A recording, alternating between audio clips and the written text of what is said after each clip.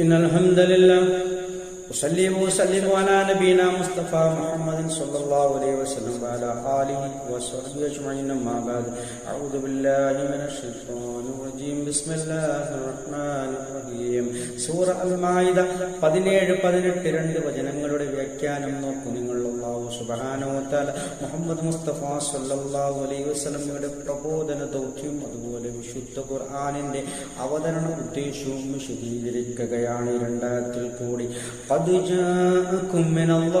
അല്ലാഹുവിങ്കൽ നിന്നും നിങ്ങൾക്ക് വന്നിട്ടുണ്ട് നൂറിനൊരു പ്രകാശം വന്നിട്ടുണ്ട്. കിതാബും മുബീൻ, സ്പഷ്ടമായ വേദഗ്രന്ഥവും ഒരു പ്രകാശവും നിങ്ങൾക്ക് വന്നിട്ടുണ്ട് എന്നാണ് അല്ലാഹു സുബ്ഹാനഹു വ തആല ആദ്യത്തിൽ വിശദീകരിക്കുന്നത്. വിശുദ്ധ ഖുർആനിനെ കുറിച്ചാണ് പറയുന്നത്. അതൊരു പ്രകാശമാണ്. അത് മാത്രമല്ല വ്യക്തമായ സ്പഷ്ടമായ ഒരു വേദഗ്രന്ഥവുമാകുന്നു. അടുത്തായത്തിൽ അല്ലാഹു പറയുന്നു യഹ്ദീ ബിഹില്ലാഹു, അതുകൊണ്ട് അല്ലാഹു സുബ്ഹാനഹു വ തആല വഴി ചേർക്കുന്നു അല്ലെങ്കിൽ മാർഗദർശനം നൽകുന്നു ആ വിശുദ്ധ ഖുർആൻ കൊണ്ട്. മനിത്തബാരിദ്വാനഹു, അവന്റെ ആ പ്രീതിയെ പിൻപറ്റുന്നവർക്ക്, അല്ലാഹുവിന്റെ തൃപ്തിയെ പിൻപറ്റുന്ന ഒരുവന് സുബുലസ്സലാം, സമാധാനത്തിന്റെ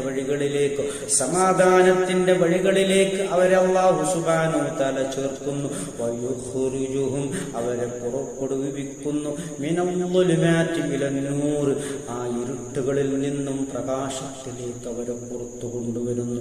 നോക്കൂ നിങ്ങൾ, ഇരുട്ടുകളിൽ നിന്നും പ്രകാശത്തിലേക്ക് എന്ന് പറഞ്ഞാൽ അന്ധകാരമാകുന്ന ആ ശിർക്കിൽ നിന്നും കുഫ്റിൽ നിന്നും തൗഹീദാകുന്ന ഏകദൈവ വിശ്വാസമാകുന്ന പ്രകാശത്തിലേക്ക് അവരെ അല്ലാഹു സുബ്ഹാനഹു വ തആല പുറത്തു കൊണ്ടുവരികയാണ്. ബിഇദ്നിഹി, അവന്റെ അനുമതി പ്രകാരം, അല്ലാഹുവിന്റെ അനുമതി പ്രകാരം.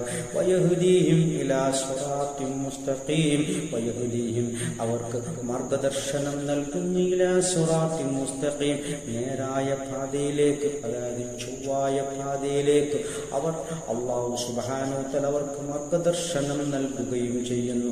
ഈ വിശുദ്ധ ഖുർആൻ കൊണ്ടും അത് അവതരിപ്പിക്കപ്പെട്ട മുഹമ്മദ് മുസ്തഫ സല്ലല്ലാഹു അലൈഹി വസല്ലം എന്ന ആ വിശുദ്ധ പ്രവാചകൻ മൂലവും അവർക്ക് വലിയ തരത്തിലുള്ള മാർഗദർശനം ലഭിക്കുകയാണ്.